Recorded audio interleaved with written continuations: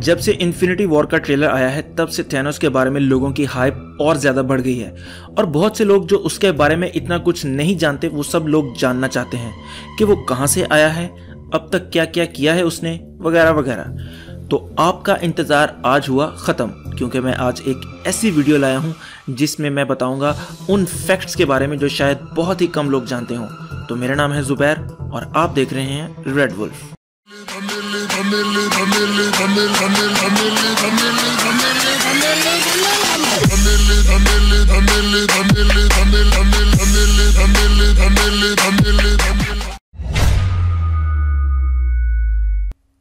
Thanos को आपने cosmic cube और या फिर इन्फिनिटी गॉन्टलेट की मदद से अपनी पावर को इंक्रीज करते हुए देखा होगा, मगर इन एक्स्ट्रा चीजों के बगैर भी मैट टाइटन बहुत पावरफुल है। और जिस प्लेनेट पर वो पैदा हुआ था आमतौर पर वहां के लोग इतने ज्यादा स्ट्रांग नहीं थे, मगर थैनोस जब पैदा हुआ तो वो एक बीमारी लेकर जन्मा था जिसका नाम था डिविएंट सिंड्रोम। इस बीमारी ने थैनोस को बहुत जलील करवाया, मगर इसी की वजह से थैनोस के पास सुपर ह्यूमन स्ट्रेंथ और ड्यूरेबिलिटी वगैरह आई। मगर इस बीमारी की वजह से उसकी लुक्स बिल्कुल खराब हो गई थी और बचपन में उसकी मां ने उसे कत्ल करने की कोशिश की और बड़े होकर जब ये हाई स्कूल गया तो कोई इसके साथ खेलने को भी तैयार नहीं था और ये सिर्फ अपने भाई के साथ वक्त गुजारा करता था। और इन्हीं बातों की वजह से उसका कई दफा मरने का दिल करता था और इसकी मौत के साथ यारी पड़ती गई आहिस्ता आहिस्ता। अब जैसे जैसे थैनोस बड़ा होता गया उसकी पावर्स भी बढ़ती गई और दुनिया को फतह करने और मौत को गले लगाने की भूख भी बढ़ती गई। तो उसने अपने ही लोगों की स्टारशिप चुराई और पूरी गैलेक्सी में से दुनिया के सबसे बेहतरीन असैसिन्स को इकट्ठा किया और एक आर्मी बनाई और अपने शहर टाइटन पर न्यूक्लियर बॉम्ब फेंककर आधे से ज्यादा इलाके को तबाह कर दिया, जिसमें उसकी मां भी मारी गई।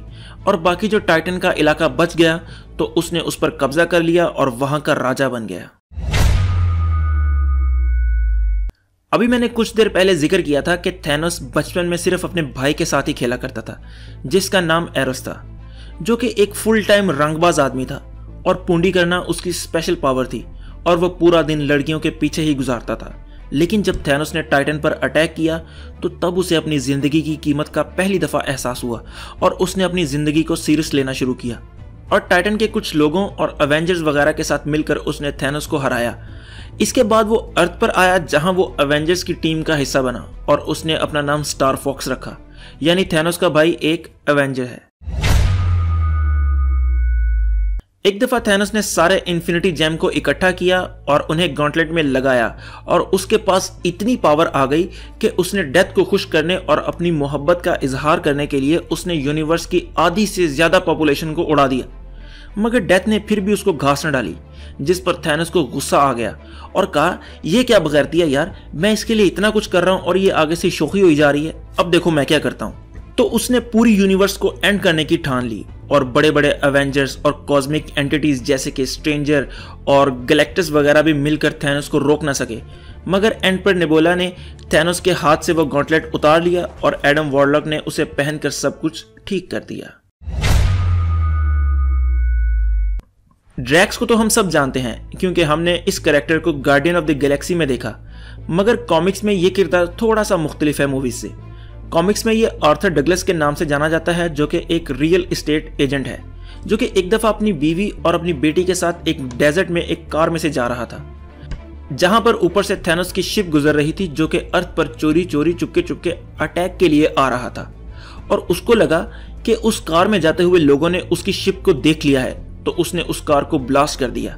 और थैनोस के जो फादर थे उनका नाम मेंटोर था और वो थैनोस की हरकतों पर नजर रखे हुए थे, क्योंकि आपको पता है जब बंदे की गंदी औलाद हो तो नजर तो रखनी पड़ती है। तो जब मेंटोर ने ये सब देखा तो उन्होंने आर्थर और उसकी बेटी को बचा लिया, मगर बीवी को नहीं बचा सके।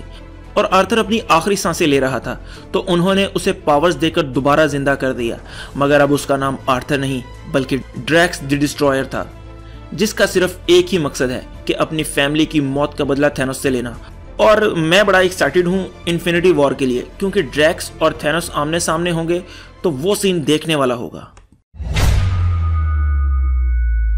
आपको शायद पता होगा कि थैनोस डीसी के कैरेक्टर डार्कसाइड से कॉपी किया गया है, लेकिन ओरिजिनली ऐसा नहीं था।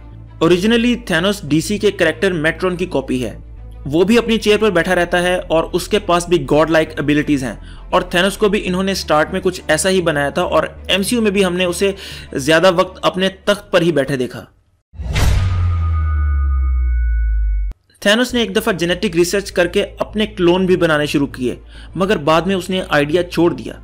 लेकिन चंद एक क्लोन सरवाइव कर पाए, जिनमें से एक professor x, Galactus, doctor strange वगैरह के जीन्स को यूज करके बनाया गया था।